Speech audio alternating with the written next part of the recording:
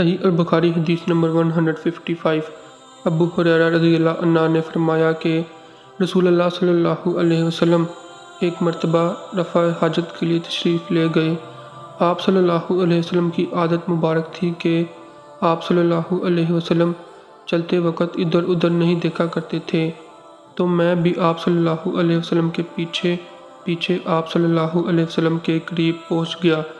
مجھے دیکھ کر آپ صلی اللہ علیہ وسلم نے فرمایا کہ مجھے پتھر ڈھونڈ دو تاکہ میں ان سے پاکی حاصل کروں، یا اسی جیسا کوئی لفظ فرمایا، اور فرمایا کہ ہڈی اور گوبر نہ لانا۔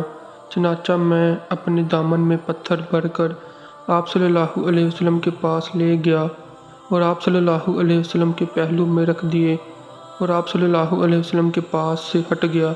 جب آپ صلی اللہ علیہ وسلم قضائے حاجت سے فارغ ہوئے تو آپ صلی اللہ علیہ وسلم نے پتھروں سے استنجا کیا۔